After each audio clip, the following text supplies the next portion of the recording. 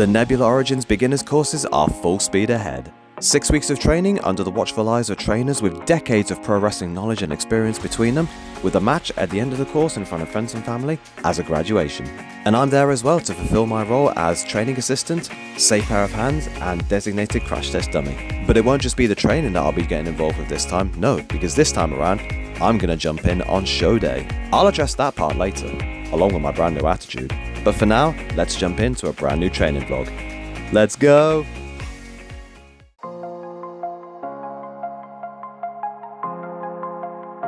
What's up everyone, this is Pro Wrestling's premier legal advisor, the counsel, Mr. Stephen Phillips, Esquire.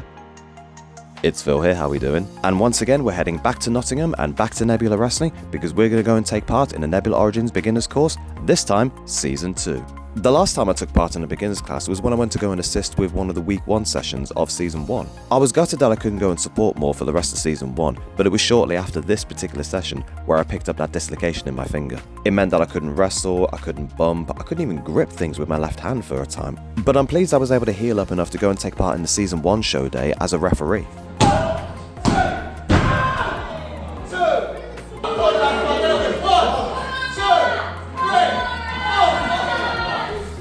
Everyone who took part did really great and they should all be incredibly proud of themselves. So with a successful Season 1 in the bag, let's fast forward to Season 2. Okay, 6 o'clock, so let's get rolling then. Right. Here we go, Season 2, exciting times! If you are watching this on YouTube, there's no need to adjust the quality or the settings or anything like that. That is actually me leading the first part of the session just while Mackenzie finishes setting up, getting some music going, and a couple of little extra things as well. At the start of every session on this course, we always start with some rolling and some bumping, because whenever we're practicing any spots or sequences, or even when it gets to match day, it's guaranteed that we're going to be bumping, and it's pretty much guaranteed that we're going to be using one kind of roll in a spot or in a match. And every school that I've been to and trained at adopts this mentality as well. So with rolling and bumping practice done, we can move on to the meat of the session. And this part of the vlog is going to look at week 3 of the course. And in week 3, the trainees are going to learn about establishment and babyface shines. But first we're going to learn a few moves that we might use as part of a shine and that we might use in some of the sequences that are coming up. Now for anyone that's watched my previous vlogs or have seen some reels that Mackenzie and I are in, you'll probably gather that whenever you put the two of us together, there's going to be either carnage, chaos, tomfoolery or pratfalls. What do I mean by that? Well, have a look at this.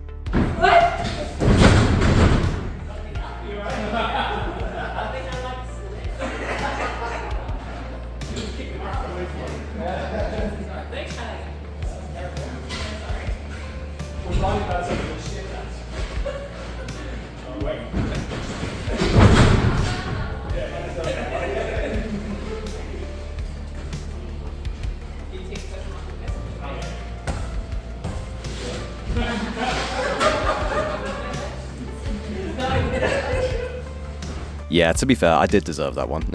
It kind of feels like our friendship is now based on mutual disrespect. But again, if you can't wind each other up, are you even friends? In all seriousness, it's so important to find these little moments where we can just enjoy ourselves, have fun, and not take ourselves seriously. Because when we have fun doing something, we want to do it more. When we do it more, there are more chances for us to get better. And when we get better, our confidence grows, and so on, so on, so on. That being said, there have been some times where a certain somebody is having a bit too much fun beating me up.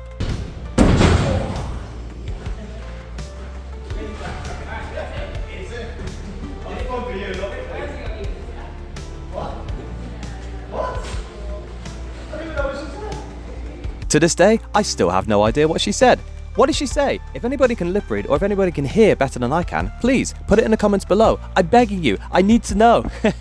So now that we've finished the learning moves part of the session, now we can get on to the fun stuff. The trainees got paired up, their roles got assigned, so we were going to work through some simple establishment and shine spots. So here you can see heel Mackenzie and babyface me working through a dead simple establishment spot to make it perfectly clear who the heel is and who the babyface is. And it doesn't even involve any moves either, it's all about character, it's all about attitude, and it's about showing, not telling, who the bad guy is and who the good guy is. So now that the roles have been established in no more than about 8 seconds or so, it's now time for the babyface to shine. This is where they bring some energy, excitement, and get the crowd invested for the match. And after spending the entire session up until this point getting beaten up by Mackenzie, well...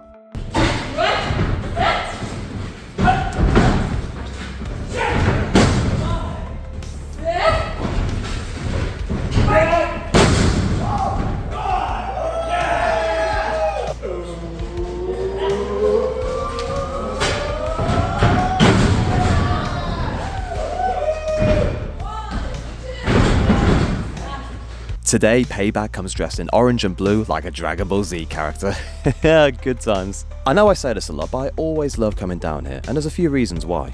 It's always good to go to different places and train with and under other people, especially people who have got years and years of knowledge and experience in this already. But it's also good that I've got that familiarity here before I've even started because of my friendship with Mackenzie and because Alex Connors, my main trainer, also does sessions here as well. Then there's the fact that by my coming here regularly to be a demonstration partner, safe pair of hands, and be like a more experienced trainee, I'm developing some leadership skills at the same time. I don't ever see myself as being like a main trainer or a head trainer anywhere, and I'm perfectly okay with that.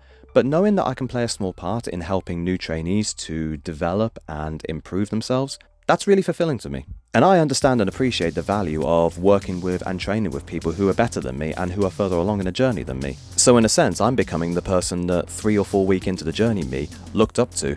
And this time, I'm doing it for a brand new set of trainees. And in time, they'll do the same again for the round of trainees after that. And in doing so, it adds to the positive culture of the place as well. And that's the third reason why I love coming down here. I'm really fortunate in that every school that I've been to so far, trainers, trainees, and everybody involved in the place have been super welcoming, really uplifting, really encouraging, and everybody's contributed to such a positive environment. And Nebula is no different at all.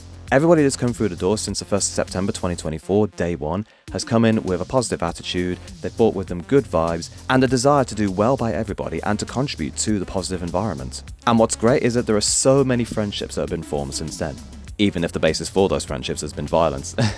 Okay, so whilst Mackenzie and I are demonstrating in slow motion another potential shine for the trainees to practice, we're about to come to the end of this section of the vlog. The way that the course has been structured is that there are weeks that are dedicated to bare basics and a slight evolution on the bare basics. And then there are the weeks that are dedicated to specific stages of a typical pro wrestling match. So week 3 would be babyface week, where the work that we do in the session is geared more towards what the babyfaces would do in a pro wrestling match. And now we're going to have a look at what we cover in the sessions in week 4, and these sessions are geared towards heels.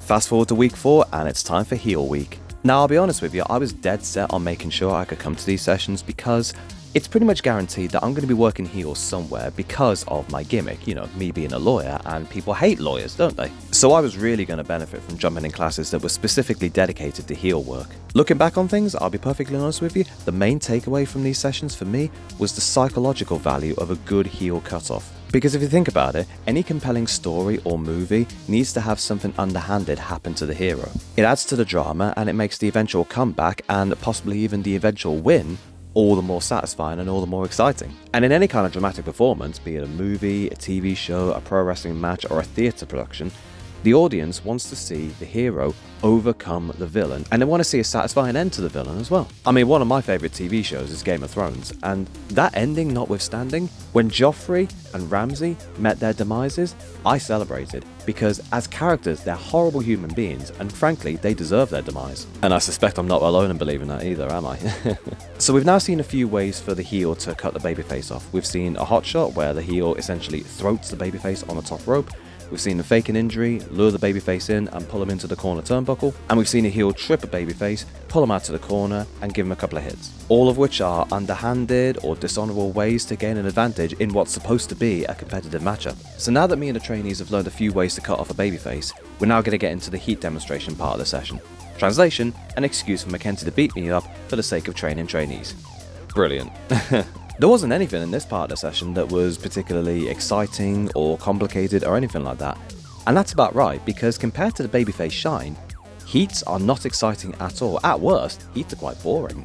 And that's because the babyface can't do anything flashy or exciting because they're in trouble, they're in peril, they're getting beaten up by the heel. And the heel wants to keep the babyface grounded so they can't do anything flashy or exciting. And often the simplest way to do that is stomps, chokes, kicks, things like that. One of the other things we were trying to instill into the trainees whilst we were doing this was to be animated during the heat and be animated when they're getting beaten down. Something I learned from a couple of people is this: when it comes to a babyface and selling, they're not just selling the pain, they're also selling the shock of getting hit or getting choked or whatever. And they're also selling that they want to fight back, they want to get back in control, they don't want to just lie there and take it and essentially die, if you will. So babyfaces sell because they want to overcome pain.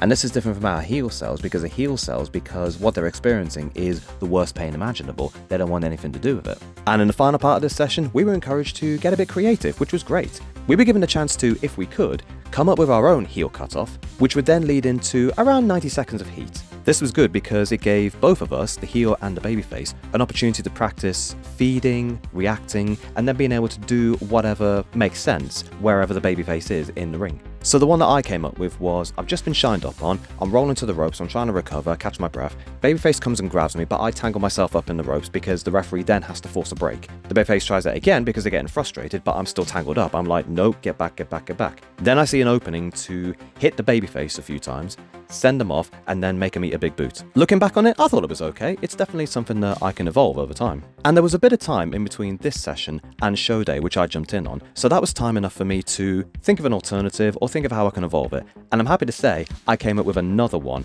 and it was brilliant. And I'll show you it in the match vlog that's going to come. So that's the end of the week 4 sessions. Now I'm gutted I wasn't able to come and support for the week 5 sessions, which was big moves, false finishes, and finishing sequences week. But on both days I was busy, and that was actually the week where I had my debut match, so I wanted to use the Sunday, which would normally be training day, as rest. But I'll do my best to set my phone up when that week comes around in next seasons. But for now, I'll bring this vlog to a close, so thank you very much for watching. I'd love it if you could leave a like and a comment on this video and subscribe to my channel. And for now, this vlog is adjourned, and I'll see you next time.